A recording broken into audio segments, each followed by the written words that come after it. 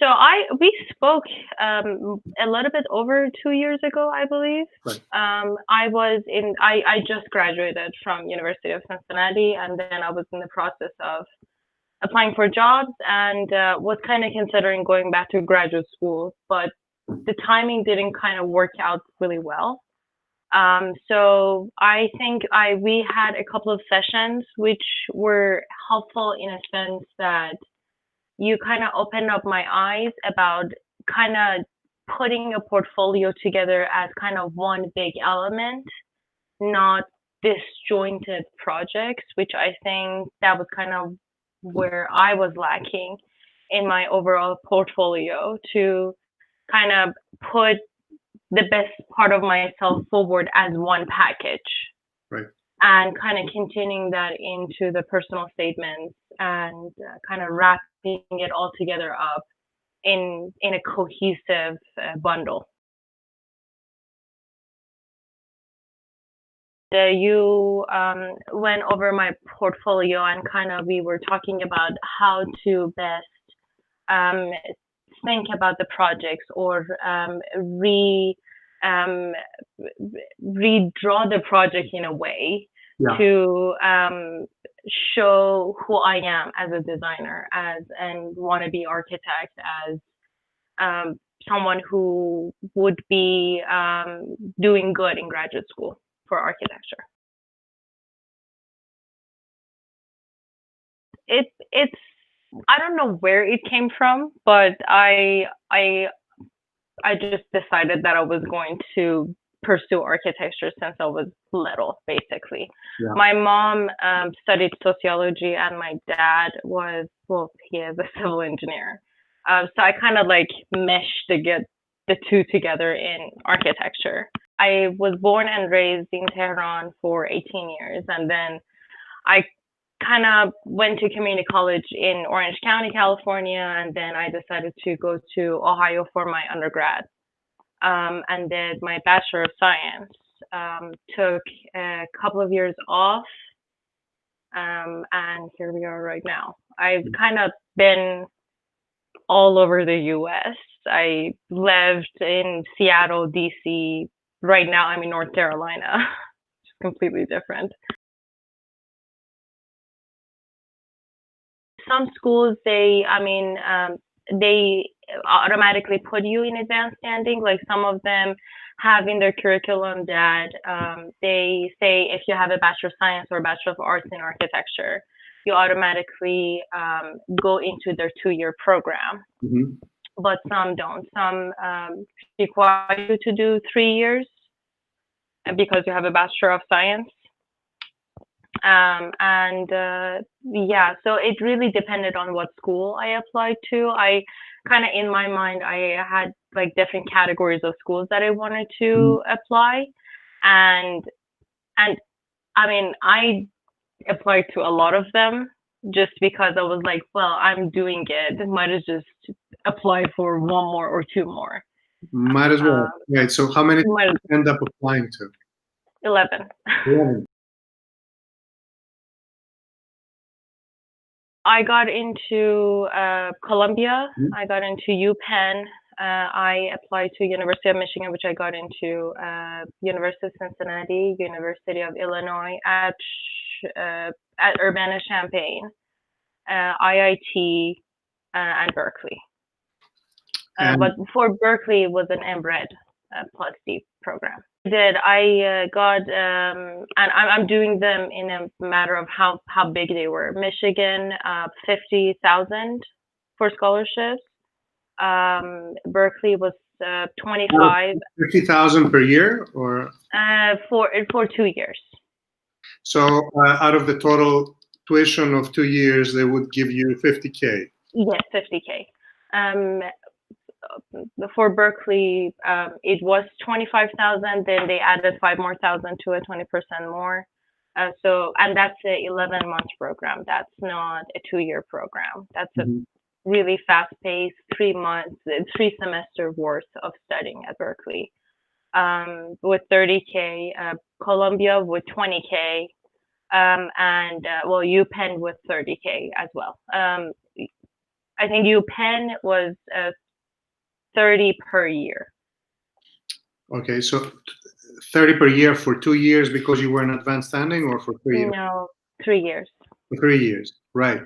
Yeah. And you decided to choose which one? Well, I really wanted to do Columbia, but you know, the amount of loans that I had to take, I don't think it was justified in architecture because, you know, as you may know, you when you get out of school, Yeah, there's no difference, almost no difference between M.Arch and a bachelor's. You just have to start from bottom.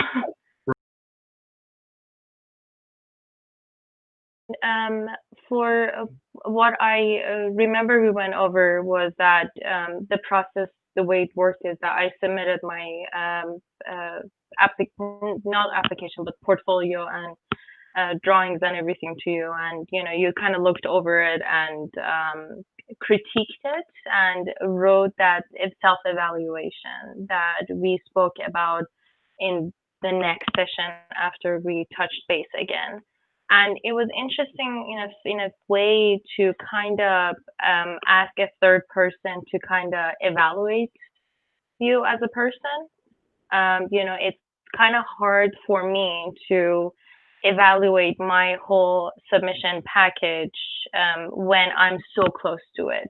yeah, But as a third person, you know, you kind of get that bird's eye view and kind of zoom back a little bit and kind of see it from a higher view. That really helped me. And one thing that was interesting to me is that when we spoke on our second session after that self evaluation, I had some complications that I couldn't continue to do it, you know, what we were doing anymore. And I had to take some time off and kind of postpone graduate school. And when I came back to it this October, a year and a half almost after when we talked, it was still relevant. It was still, you know, it was interesting in the fact that I I kind of left off where we left it. You know, I kind of continued on that.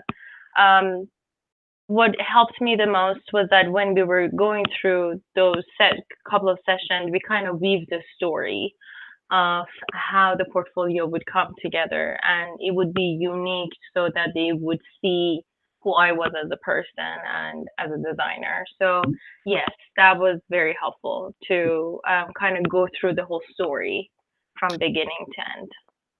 What I had been lacking in school, I believe, was that you know, the classes and the studios were so tightly scheduled that, you know, you were just getting stuff done, yeah, and you weren't really looking into kind of having a stronger story.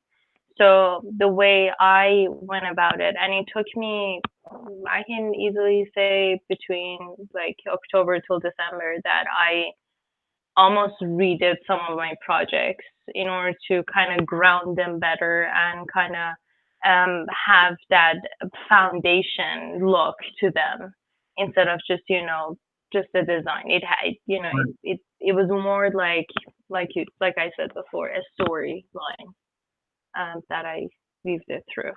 And one more thing that I did was that I even defined a couple of new projects for myself because you know, what I'm interested in architecture is to explore the social entrepreneurship part of it. And so, how does architecture relate to race and diversity and inclusion and these kind of topics? So, and living in North Carolina, that kind of helped me as well because, you know, it's very obvious the racial divide of um, some of the urban settings that I even live in. Mhm. And so I use that to my advantage to define a new project and kind of showcase myself through what I thought it would be beneficial to have. I had two main big projects, which were part of my schoolwork. For I think UPenn only, I included a work project, but for the rest of them, it was all me.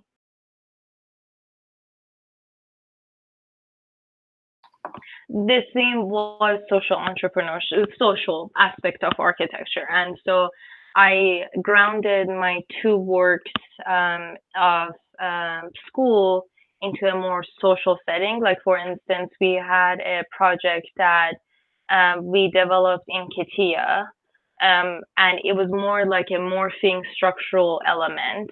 I just put it in my hometown and I defined it in another way. Right. Instead of that's how I went about it. It was kind of a hidden structure. I kind of, as an Iranian, you always politicize everything, in my opinion. And so that's what I did too. I kind of made it more political than anything else. So it was a hidden place that artists would go to, as get out of the art the censorship that is in Iran usually. So to just showcase their work without any censorship. That was kind of the theme of my job. I kind of did it in a way that I took it day by day, and I tried not to focus on the end result. I mean, everyone, quote unquote, fails at some point, but I try to not think about getting rejected or getting accepted. I just focus on the fact that, okay, I owe it to myself to produce a portfolio that is a full display of me. And I had fun with it. I had fun doing it. I mean, I'm not saying that the whole process was so much fun. It wasn't, because I was working full time and I was taking the GRE and I was writing my personal statements, and it was tough, but I'm glad that I did it, so I had something to show at the end. I mean, the questions, I would say I didn't know what to focus on until I came to North Carolina and saw what I wanted to work on. So in the beginning, it didn't kind of align me to what I wanted to get aligned to. I realized that afterwards, the answer was kind of hidden inside of those questions. I just was looking at them differently in a different angle. And so now that I look back at it, yes, I think the answer was there. I was just not seeing it. But at the moment, it was still disjointed to me.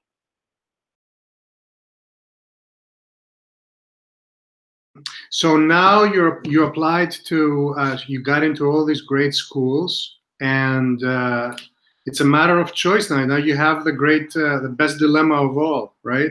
Right. It's a good problem. You have too many choices. Right. But you've already paid your money and kind of reserved a spot for Berkeley, right? Well, I said I clicked on the yes button. I haven't paid my the $2,000. No, I haven't. Everything is open. Everything is still up in the air. In a way, yes. Right. Yeah.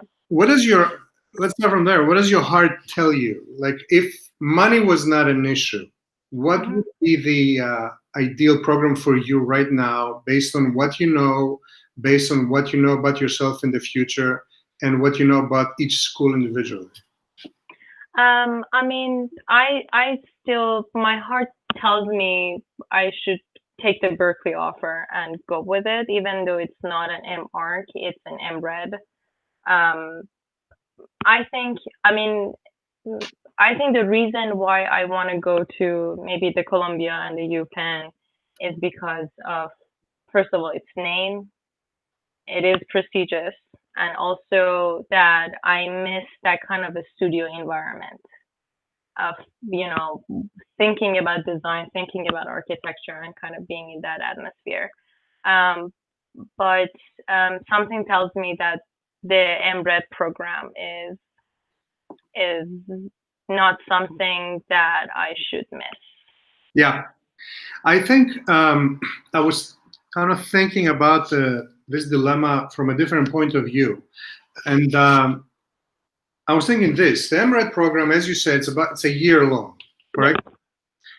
All other programs are 2 to 3 years. Now let's talk about the best choices that you have according to you. I would kind of beg to differ on my. I mean, I have great respect for for Michigan, for example. Mm-hmm. But Mm-hmm. Columbia and Penn are, very highly ranked schools, and of course you can't underestimate that and the value of a Columbia degree in your resume. Columbia consistently being top five, sometimes top two or something like that. Mm-hmm. Penn being top seven. Mm-hmm. But let's think of it a little differently. So, is there any way? So let's start by talking a little bit about the money for Berkeley. Mm-hmm. Um, so they're giving you $30,000 for the whole year or per Yes. semester? No, for the whole year. For the whole year. You are not qualified as a resident yet because you don't live there. Yes. You need 6 months to do that. Yes. Is there any way you could establish resident? Actually, right now because of COVID, it's probably very hard for you to do. But Right. But as an out-of-state student, how much would you have to pay for that year of education at Emirates? I would say I can get a loan. I would have to pay maybe 40K because I have qualified for some work study. And yeah, So the and total for that 1 year is $70,000. yeah, Wow, that's huge. That's the Emirates program, MRED program. At and least that's the tuition. The tuition is 70. that's the tuition. That's That's on top of not even including working. But right. when I talked to the director, Greg Morrow, and we were kind of discussing the fact that it's an MBRED program, not an MArch program, and he's a licensed architect himself. Right. And he was, kind of telling me that there is a reason why Berkeley, well, kind of, first of all, thinking about the whole aspect of MBRED versus MArch. He was telling me that there is a reason why Berkeley has an MBRED plus D next to it because it's more triggered towards design, and that it's very flexible in you can take any electives basically that you want. It's not all finance oriented, and that one aspect of the financial aspect that he was talking about was all of the students who came out of MRED program, their salaries almost doubled. Yeah. So But when they doubled in what discipline? Not architecture. no, no, well, yes, well, not in architecture. No, they're in development. Right. They're Right. they're in development. But they have some of them who have architecture backgrounds have ended up landing jobs that are kind of the I guess the crossroads between architecture and development. My hope at the end of it is to have my own design build firm. That's the reason why I think it's crucial for me to understand the finances of it. Because if I want to get into working in not necessarily, doing residential for clients, that if I want to do more democratic architecture or more civic stuff, how am I able to actually finance the work? how am I able to, get the work done and be built and everything without being a, billionaire, I guess, you know. So that's the reason why I want to do the MBRED, to kind of learn that part of it. Well, it sounds like as far as a career move, I think the MRED is obviously a good decision for you because of what you're trying to accomplish, which is to have a career as a design builder. The question is, do you have? I mean, what is the advantage that the question that you have to ask yourself is what would the architectural degree give you that you do not have now? And then compare that to what the real estate degree will give you that you don't have now, and compare them in light of what you're trying to achieve. So, for example, if I want to be, if someone wants to have a career in architecture and they don't have a degree in architecture, it's going to be slightly harder to become successful as architects, because even though they may be able to get an architectural degree, an architectural license, it's a matter of prestige. It's a matter of also ability to think as a designer. It's a matter of processing ideas. So that's the big dilemma right there. Is that something that you even value in a concrete manner? The exposure the designer has to the academic side of architecture, or is it something that you see as a secondary skill? No, I think it's crucial. I think it's very important to have it. But and that's that's the reason why I have applied for MArch to get that point across for myself. And if one thing is that if I do the MBRED program or the MArch program, doesn't mean that I can't do the other one. If I can do the MBRED program in this year, and then next year I can reapply for architecture school. And or you can defer, and they'll sometimes keep your spot, even your financial aid in many cases. Oh, really? Well, yeah, you have to tell them, you have to let them know that you have personal reasons or something like that. You have to come up with a good excuse. But in most cases, they will allow you to do it. In many cases, they won't. But in some cases, they will, especially if they really want you. Okay. I think that's the best way for you, but it's going to add an extra cost to to the pile of debt that you have now. Is that something that you're going to pay out of pocket, or are you going to get a loan, which is still out of pocket, but deferred in the long term? Yeah. Is that a loan? Are you going to take a loan? Yes. I mean, it would be a loan, but when thinking that if I do the MBRED program, the $30,000, when you think about how you come out of what would be your expected salary to come out of school, it's almost a no-brainer. I have another idea. How about what if you applied? What if you went for the MRED program, or what if you spoke with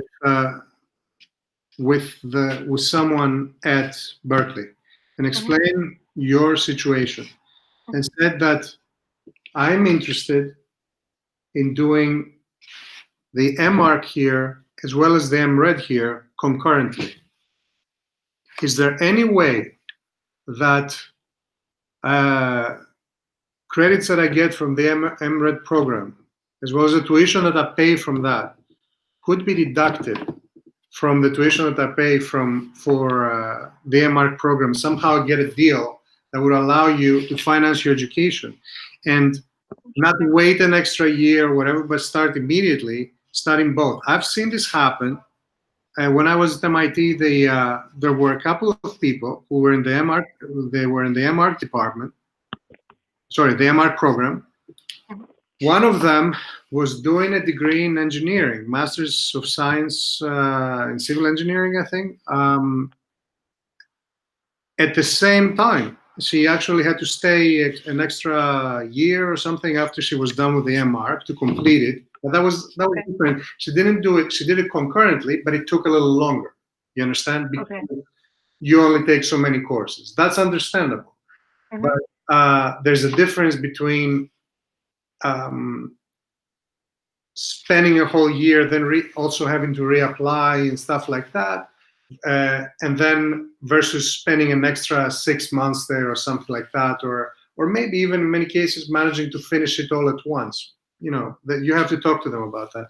There was another person who was an MMark, an MCP candidate, Master of City Planning at MIT, and he applied for the MArc, and he got in the second year. So he managed to finish by the time he was done with MCP, which is a different department but under the School of Architecture. He managed Mm-hmm. to finish within an extra year. He managed to finish the MR program too. So that happens. Also, UPenn offers dual degrees in architecture. In dual degrees, as in like Masters of Architecture, MArch, whereas MLArch, Masters of Mm-hmm. Landscape Architecture. And there are many schools that do that, and they don't they don't tell you, okay, you finish your MArch first, then we go to the second. You'll do the landscape architecture because you're gonna have to stay like 10 years, but they do it concurrently. So that's an idea for you. I'm not saying that it will happen, but if it does happen, it will be much cheaper. You don't have to then go to Columbia. After 6 months, you'll qualify as a resident. So maybe you can even, that will reduce the amount of cash that you have to pay for your tuition as an MArch student if you stay there. As a matter of fact, I wanted to ask you, after staying there for 6 months, doesn't the tuition drop a little bit for you as an in-state resident at Berkeley? Well, in-state residences get lower tuition, but for what I have, and I haven't, I mean, I have looked into the finances of it, but apparently the tuition of the program is that much. It's like getting an MBA. The tuition of the MBA is that much. Executive program, right? Yeah. So it's not like if, I don't know, sociology major for 4 years, then you qualify to get a lower tuition because of California residency. I see. That program that costs this much. Right. It doesn't hurt to ask them, but the question still remains. Essentially, the question is comes down to: do you want both degrees or do you want one of them? I'm a sucker for education, basically. So I would like to be in that world. That is a little dangerous, but yeah. I totally see where you're coming from. So let's try to kind of see the different options that you have here. The question that we're asking, as I said before, is so what are the options? The first option is you forget about the MRed and you do your MArch. The second option is you just do the MRed and you forget the MArch. The third option is you do both, one after the other, starting with perhaps the MRed and then moving on to the MArch. Mm-hmm. At first glance, what's the option that makes more sense to you? I think the last option makes right. And how much more is it going to cost you overall? So let's start with an option. So aside from that, which of the three options are you right off the bat are you excluding? Meaning, I think it doesn't make sense at this point to just get the MArch. Okay. So you are okay. So you're already kind of leaning more towards the MRed. You consider that to be more important to your career. Yes, because it will open the doors that I would otherwise have to, really work my way. It would be harder for me to get into those types of jobs without. Right. Yes. So the way that you think of it is that with an MRed, you could still get a job because the job thing is very important to you. I can still get a job in the field of architecture in an architecture firm with my background. Perhaps even if you get your license, it will be much easier. But with the MArch, I will only be able to get jobs there, whereas with the MRed, I will also open up a whole other field Exactly. I open up a lot of more doors to myself. Right. And therefore, you're much more leaning towards the MRED as opposed to the MARC. So essentially, the two options that you have is MRED plus MARC next year, or concurrently, or MRED alone. The question that you need to ask is how much is it going to cost at the moment in the best case scenario to do an MARC I don't care, like at the school that gives you the most amount of money. 50K, it's Michigan, and the thing is that for Michigan, I qualified for second year of an in-state student as well. So that just drops the whole thing to, I can get my MARC with maybe 40K coming out of 2 years, because the first year is going to cost 50. The tuition is 50, and living in Ann Arbor, I doubt it will be so much expensive. Well, you have to, whether you live in Ann Arbor or you live wherever, you still have to pay rent. So I don't right, but it's your expenses, because you're still going to have to spend money exactly. to live. So forget that. Tuition is really what we. Tuition is 50, and then it drops. And you're decided already to go to school, so it's not a matter of work versus school. So we don't calculate the damage of not working. Yeah. You understand what I'm saying? You've already made that decision.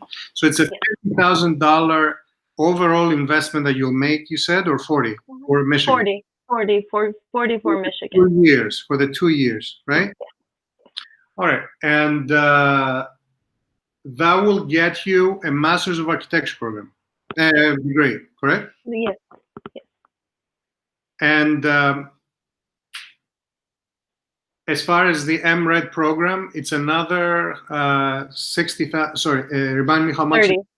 30. It will be 40. No, out of pocket. How much will you be paying out of pocket? Well, 40,000. Yes, because yes. $40,000.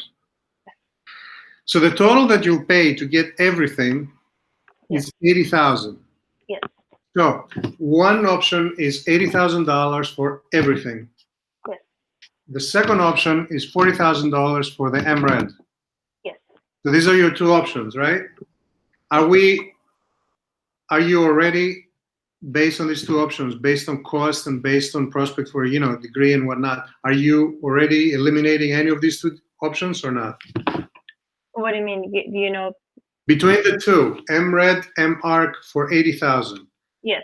And MARC, sorry, MRED 40,000. Are you right off the bat? Do you say right now, this $80,000 doesn't sound good? No, it does sound good. You still have the dilemma, right? Yes, I do. Yes.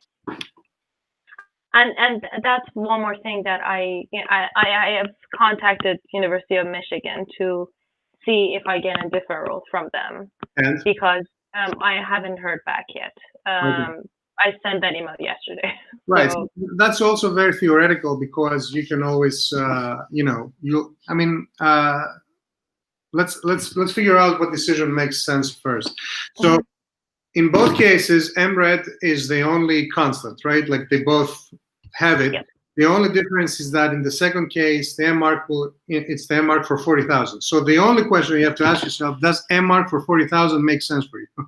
Yeah, it does. I mean, it's pretty cheap. No, it does, because at the same time that I would want to build my career in design build, I also would like to stay in the academic world. Right. And if I want to stay in the academic world and, possibly teach somewhere, a studio or something, I would need my Master's of Architecture degree. In your heart, right now, and in your pocket, the difference of $40,000 for a master's degree in architecture is something that you can swallow, right? Yeah, totally. I can. You can live with. You're okay with it. Yep, I can. Yeah. And the fact that you're going to spend a little extra time, 2 extra years, is not something that you worry about. I'm not. No. I mean, it sounds like, based on what your aspirations are, that the only way to avoid regrets in the future and to make sure that you maximize your potential is to choose the MARC MRED option. And because it's not really like that the MARC option is an extra $200,000 that you have to spend. Yes. There's a possibility too. It's only 40. So I think it's something that you can pay back in a very short amount of time. And with the increased salary that you'll get based on the fact that you will be much more competitive, you will probably be able to afford paying off that extra loan, and you will not regret it later on. Plus, it will open up the horizon for an academic career, which will improve your position in the field because of the extra prestige of having an academic career. Plus, you're going to have the option to just focus on that if you choose to. More options, more money, not that much sacrifice. MRED, MARC is, in my view, the best option you can have. But I would recommend that you do your best to get to see if you can somehow work something out with Berkeley. Okay. In the past, a lot of students of mine have had personal conversations with people. Okay. Cornell, at some of them at Berkeley, Yale, Harvard, Syracuse. These schools want the best students for themselves. And they compete against each other, just like you compete against your peers for a position there. So once you're done competing, they start competing for you because you got, as you said, acceptance letters from some really good schools. Why did Michigan give you all this money? Because they don't want you to go to Columbia. They don't want you to go to Berkeley. They don't want you to go to Penn. So because of that, at this point, I think you have a leverage, and you can try to use it because you have nothing to lose at the moment. All you have to do is ask and see whether they'll be interested in accommodating you. Go, just like you spoke with me, go to the person that is responsible for let's say to the head of the MARC program, as well as perhaps the head of the MRED program, and discuss with them. Say, here's my issue here, Mr. Berkeley, head of the MARC program. I'm already in the MARC program here. I did not apply to the Berkeley MARC program because I thought I could only apply for the MRED option, which I think is not, you could have applied to both. I could have. Sadly, I just missed my deadline. That was my on my part. So I missed my deadline, but I got into Columbia. I got into all these schools. I really want to study architecture here, and I really want to do my MRED program here. Is there any way that I could do a dual degree in architecture, and my application could be considered now? And if yes, what is the deal that you'll give me? And maybe they can accommodate you, maybe they can give you some cash, and then the fact that after 6 months you stay there, the tuition drops quite a bit. So it may be actually more competitive as far as low tuition than Michigan, because Berkeley MARC is cheap to begin with, cheaper, but for in-state residents, it's how much? It should be like what, 20,000 a year or something like that. Yes. So it's it's dirt cheap compared to other programs. Yes. Yes. Right. So that's my recommendation. If that doesn't happen, doesn't work out, your second best option is to pressure Michigan and all the other schools, in my opinion, for two things. Number one, ask them for more money. Okay. Number two, ask them for deferral. Okay. And as I said to you, asking for more money, it doesn't always work. But sometimes it works, especially when they really want you. Now, in order to do that, you have to kind of explain to them what you bring to the table. Okay. The reason why you need their deferral. Okay. And the reason in your case is that you want to get a degree in real estate development. Yes. Now, that will differentiate you dramatically from everyone else in your class because others will not have it. You will bring much more to the table, and you'll be a much more sought after student later on. In my opinion, if you do that and you say, look, I decided to do this because I feel that it will add to my background as an architect, maybe more competitive, and I'll be able to contribute much more to the architecture community, etc., blah, blah, blah, then you'll be able to hopefully persuade them, number one, to give you some extra cash. Mm-hmm. And once they do that, then you can hierarchize what's my best option as far as money versus reputation for the options that are not Berkeley. And then you can say, all right, maybe I can finish the MRED program now and then go ahead and finish the MArch later, a year later, if they give me deferral with some extra cash. And that will add a little extra time to your thing. But if you actually decide to go to a school like Michigan, if they just give you that extra time, then within 3 years, you'll have these two amazing degrees. So, and only $80,000 in expenses. So the worst case scenario here is a very good case scenario. But I think you can improve your scenario by asking Berkeley to give you the option of a dual degree and perhaps increase the money. And then number two, if that doesn't work, to go to the other schools and ask them for more money if possible, and the deferral. So as far as my opinion, that's, I think, the most I can do right now. No, you no, it was a very, very good suggestion to email Berkeley for that, because I didn't think about that one, that I could kind of like weasel my way through getting an MArch while I'm there. Thank you. No, it has helped a lot. It's just, one thing is that what I'm afraid of is to lose an opportunity that I might not regain. And, I've thought about, okay, Yasmin, you can get your MRED and then you can reapply for MArch, but then, I have to go through all of this again in order to do that. Yeah. Which is fine. But, if I have a good option, why waste it? Well, your GREs are available for 5 years. Yes. Your portfolio is not less weak because you waited a year. You can submit the same portfolio. So worst comes to worst, you can just reapply, and I'm sure you may even get more money.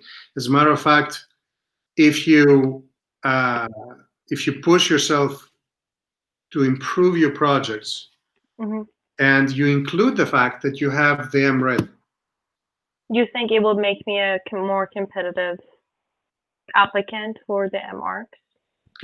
I think it will. Yeah, right off. Having an extra degree under your belt absolutely would do that. And it's not just a random degree; it's a degree in the building industry. Basically, it will allow you to have a better view, I guess, of the built environment and what to do with it and how. So yeah, I think it will be you'll be much more competitive. Having said that, that's a completely different category of thinking than what do we do now. In my opinion, you still have to negotiate, because if you decide to reapply, you decide to reapply. That's something you can do at any time. But I really feel that now that the iron is hot, you need to negotiate for more money and for deferrals, and see your option based on that. And I think they would be very lucky to have you in these schools. It would be kind of silly of them to not try to accommodate you. And in my experience, they're pretty accommodating for students that they have high esteem for. So if they want you, they'll try to accommodate you. If you were the last on their list, might not be. I don't know, but they gave you money. Yes. So that means that they want you. Trust me, not everybody gets cash. And I'm very happy that that you applied to these schools and you got in. I'm very happy that you felt that we did our best to help you, and No, you did. You did. hopefully, hopefully it made a difference. Um, thank you so much for. Thank you for all the time that we've talked. It helped me a lot, and you helped me right now as well, Okay. to kind of comb through the ideas and get it out. But yeah, Great. thank you.